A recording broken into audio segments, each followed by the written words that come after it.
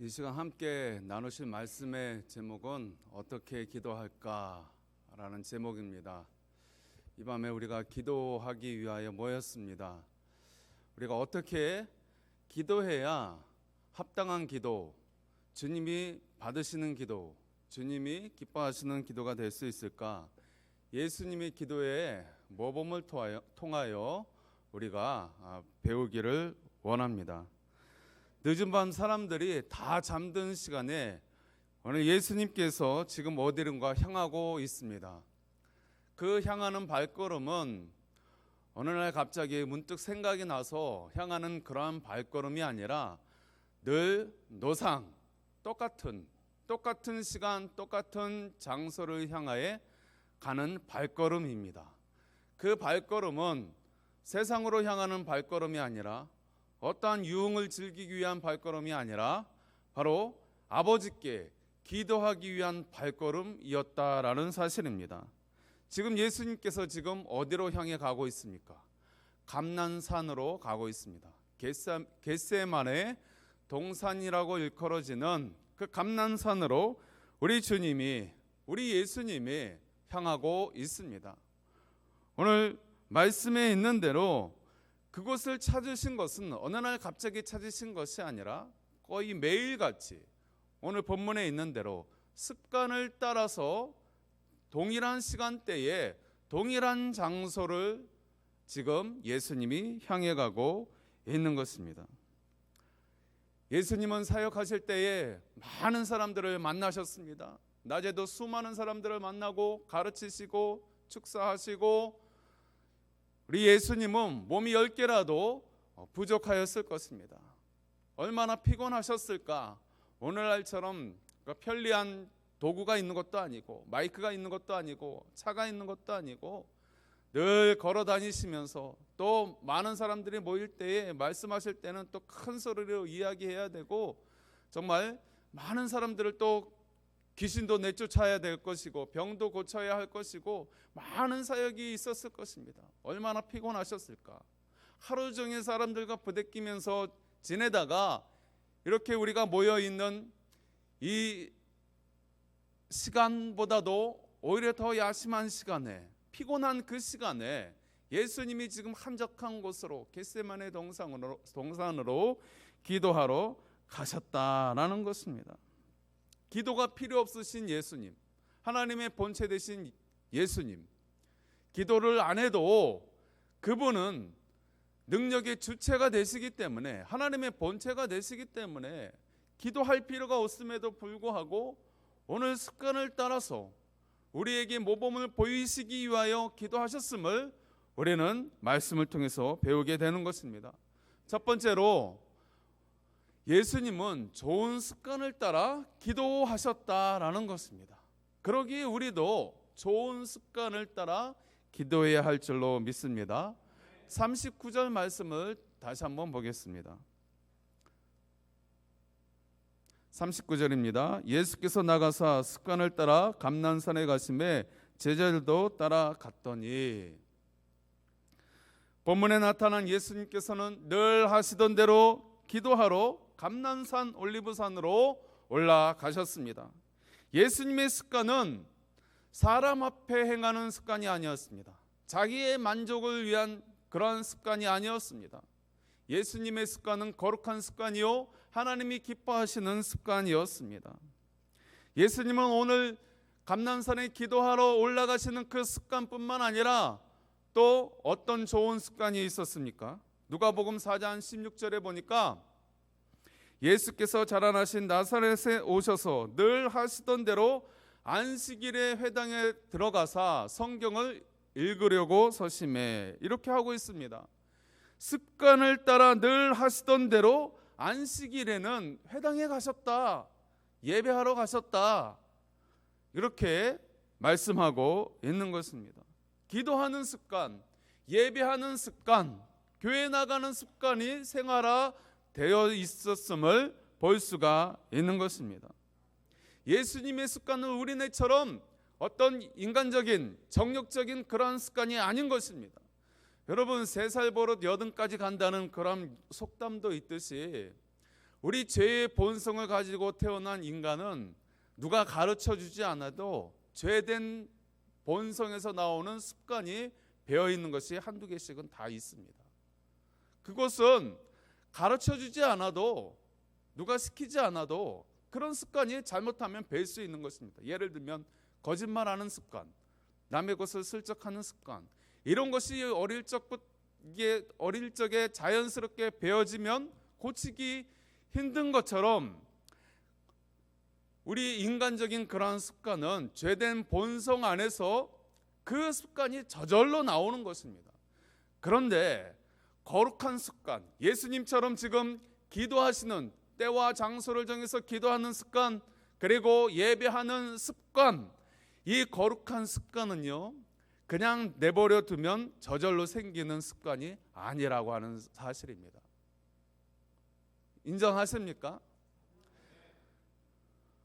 이것은 우리 성도님들도 자제분들을 키워서 잘 아실 것입니다.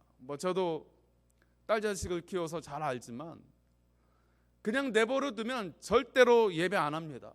그냥 내버려 두면 절대 기도 안 합니다. 그냥 내버려 두면 절대 성경 안 읽습니다. 다 고리타분한 것으로 종교적인 그런 의식으로 여기고 마는 것입니다.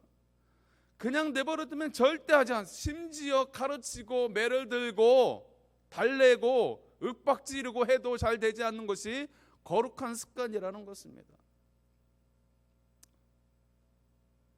그래서 이 거룩한 습관은 성령님이 도와주셔야 하는 것입니다. 예배드리는 습관, 찬양하는 습관, 기도하는 습관, 특별히 지금 기도회로 모였으니까요. 기도하는 습관, 기도하는 것이 쉽습니까? 저도 교육자 생활을 이렇게 쭉 해오지만 기도하는 것 쉽지 않습니다. 집에서 기도하는 것 쉽지 않습니다. 새벽 예배를 줄곧 교육자 생활을 하면서 계속 해오지만 새벽 예배 지금도 어렵습니다. 거룩한 습관이 몸에 체질화되어서 생활화되는 것은 그냥 우리네 인간적인 습관, 정욕적인 습관, 몸에 배어있는 습관하고는 완전히 틀린 것입니다. 이것은 세월이 지났다고 해서 그냥 저절로 이루어지지 않는 듯합니다. 성령님이 도와주시지 아니하면, 말씀으로 우리를 날마다 채근하지 아니하면 이 거룩한 습관을 따라서 우리가 생활하기가 쉽지 않은 것입니다. 예수님이 지금 습관을 따라 기도하러 가시고 습관을 따라서 회당에서 말씀을 강론하시고 예배하시는 그러한 모습들을 말씀에 기록해 놓은 것은 우리에게 모범을 보이시기 위함인 것입니다. 3살 버릇 80까지 간다는 그 습관, 그런 인간적인 습관은 너희가 가르쳐주지 않아도, 누가 시키지 않아도 너희들 알아서 다 하지? 그러나 이 거룩한 습관은 체질화되지 않으면, 성령으로 완전히 말씀으로 똘똘 무장되지 않으면 쉽지 않은 거야. 그러니 내가 하는 이 거룩한 습관을 쫓아서 너희들도 이렇게 해라고 말씀에 기록해 놓은 것입니다. 기도가 필요 없으신 예수님이 뭐하러 그 야심한 시간에, 피곤한 시간에 매일같이 습관을 따라가셔서 동일한 시간 동일한 장소에서 기도를 하시겠습니까? 땀이 핏방울같이 맺힐 정도로 절규하는 그런 기도가 왜 예수님께 필요하단 말입니까? 우리에게 가르쳐주고 있는 것입니다. 기도의 좋은 습관을 너희들도 본받으라라고 우리에게 교훈하고 있는 줄 믿습니다. 2020년 거룩한 습관이 우리 몸에 뵐 수 있기를 소망합니다. 두 번째로는 아버지의 뜻을 구하는 기도를 해야 합니다. 42절 말씀 보겠습니다. 이르시되 아버지여, 만일 아버지의 뜻이거든 이 잔을 내게서 옮기시옵소서. 그러나 내 원대로 마시옵고 아버지의 원대로 되기를 원하나이다. 매일같이 시간을 정해놓고 기도하는 것 중요합니다. 좋은 것입니다. 그러나 날마다 우리가 간구하는 그 내용이 무엇이냐는 것입니다. 기도는 꾸준히 하고 있는 듯한데 과연 우리 하나님이 받으시는 그러한 기도를 하고 있는 것인가? 응답받는 기도를 하고 있는 것인가? 주님이 합당히 여기시는 주의 뜻을 구하는 기도를 하고 있는 것인가? 그 내용을 살펴볼 때에 주님이 받으시는 기도를 하고 있지 못하다면 불행한 것입니다. 애써 시간을 정하여서 뜻을 정하여서 기도는 하는데 하늘에 상달되지 않는다라고 한다면 무슨 소용이 있겠습니까? 그래서 기도하는 습관도 중요하지만 그 기도하는 습관 가운데 기도하는 내용도 중요하다라는 것입니다. 예수님이 내 이름으로 무엇이든지 내게 구하면 내가 행하리라 라고 하신 그 말씀대로, 그 말씀은 너희가 구하는 것은 모든 것은 다 구해라, 내가 줄 것이다. 물론 그렇습니다. 우리가 간구하는 모든 내용들 주님이 들으십니다. 그리고 선물로 우리에게 다 주시기를 원하십니다. 그러나 어떻습니까? 우리가 구하는 모든 것을 하나님이 즉각 응답해 주시던가요?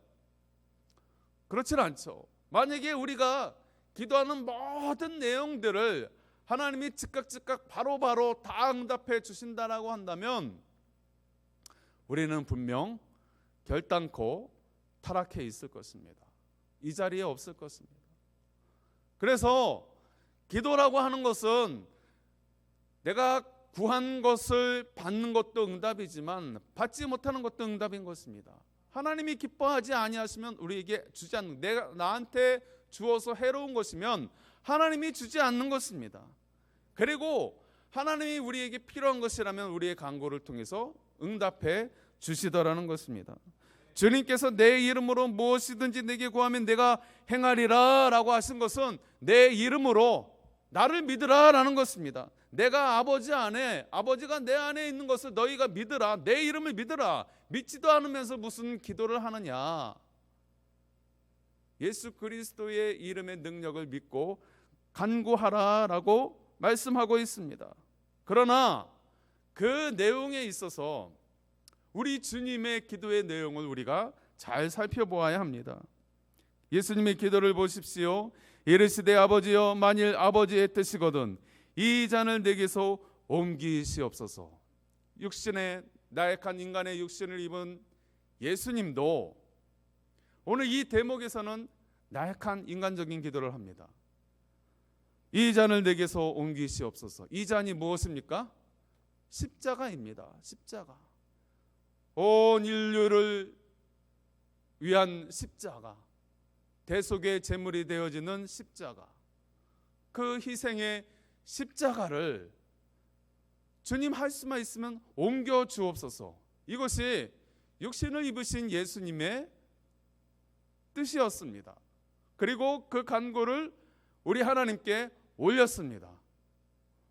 우리도 그런 간구를 올릴 때가 있습니다. 주님, 나에게 재물이 필요합니다. 나에게 제발 돈 좀 주십시오. 주님, 나에게 집이 필요합니다.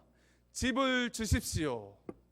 나에게 건강이 필요합니다. 주님, 건강을 주십시오.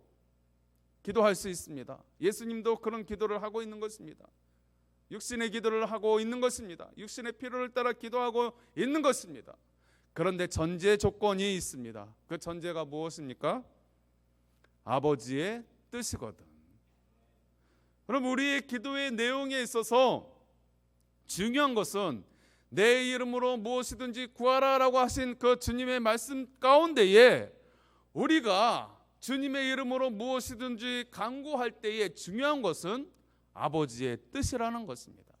내가 지금 간구하는 내용이 아버지의 뜻인가, 아버지의 뜻이 아닌가, 우리가 분별할 수 있어야 합니다.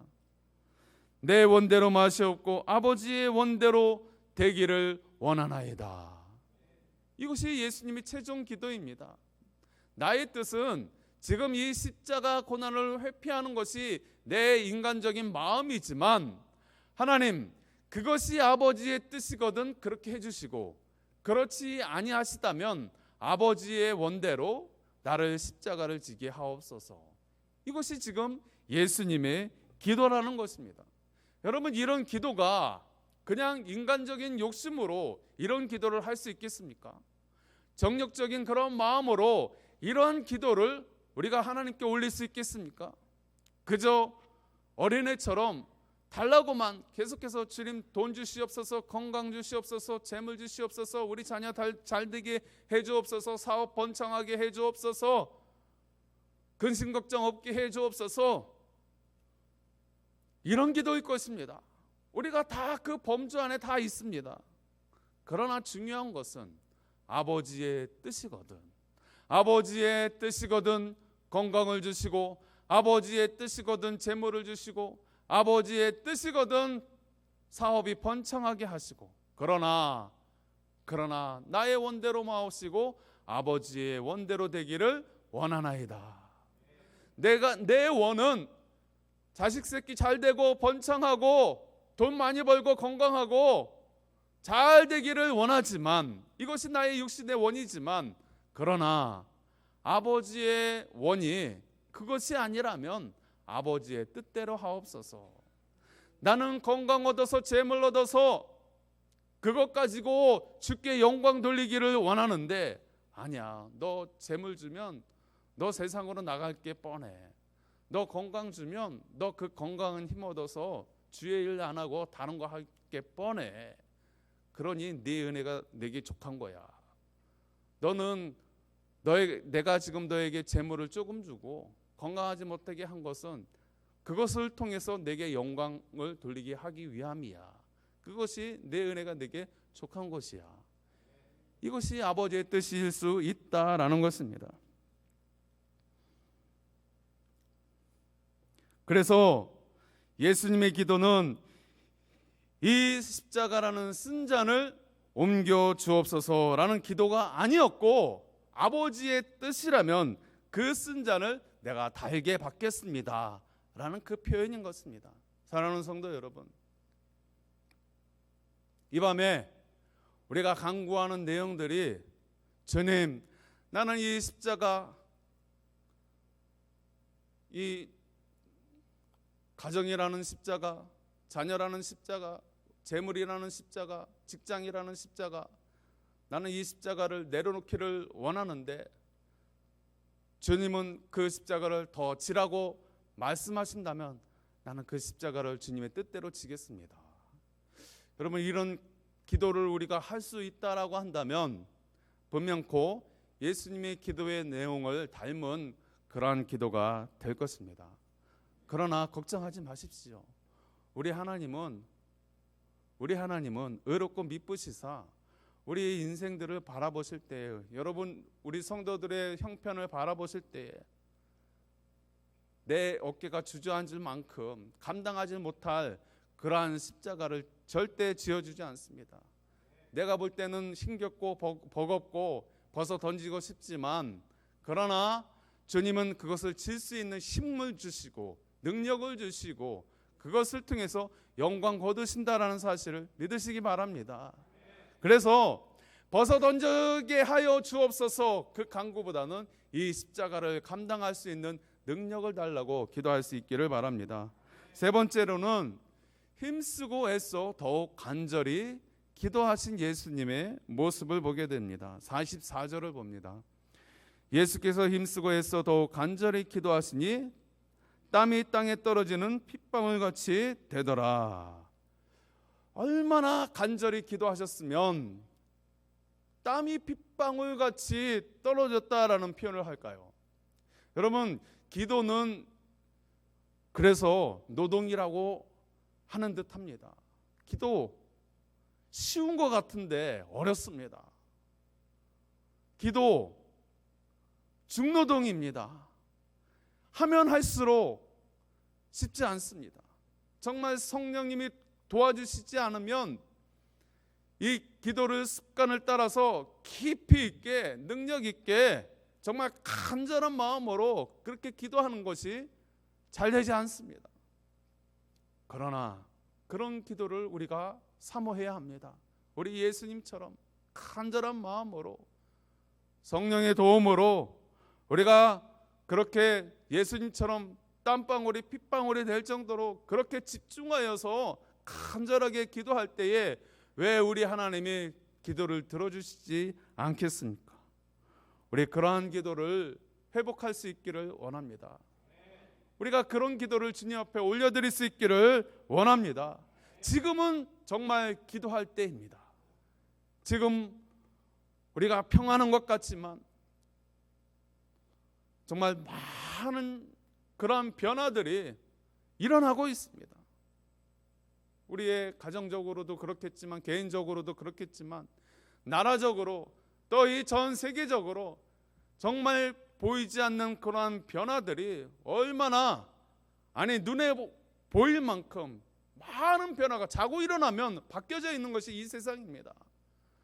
여러분 특별히 나라를 위하여 우리 나라를 위하여 기도해야 될 줄 믿습니다. 민족을 구원한 에스더와 같은 그런 간절한 기도 우리 성도님들이 이 밤에 해야 될 줄 믿습니다.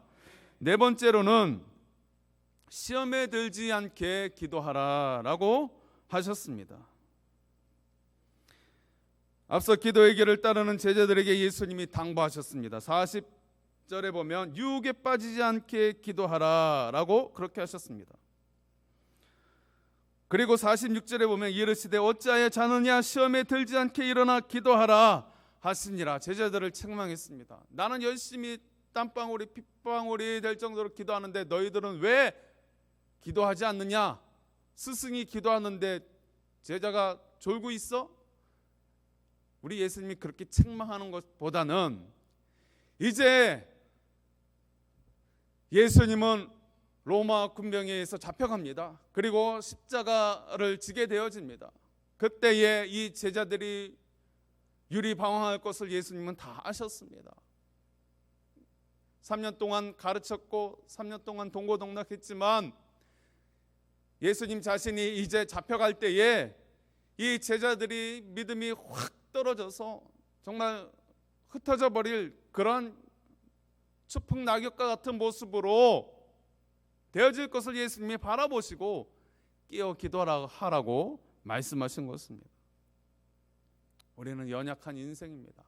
우리는 강한 것 같지만 요새 그 전염병, 바이러스 전염병처럼 현미경으로 봐야 보일까 말까한 그 조그만 바이러스 하나에 이 육중한 우리의 몸이 그냥 쓰러져 나가 떨어지는 것이 바로 우리 인생 아닙니까?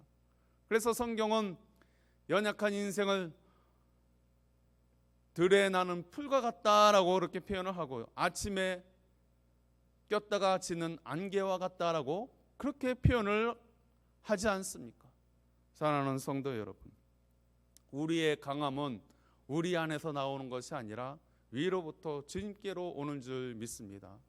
예수님의 기도의 이 모범을 따라서 우리가 이 밤에 기도하며 또 올 한 해 좋은 습관을 따라서 그리고 아버지의 뜻을 구하는 집중하는 기도, 간절한 그 기도를 통하여서 우리 주님이 기뻐 받으시는 복된 성도의 삶을 살 수 있는 저와 여러분들 될 수 있기를 간절히 바랍니다.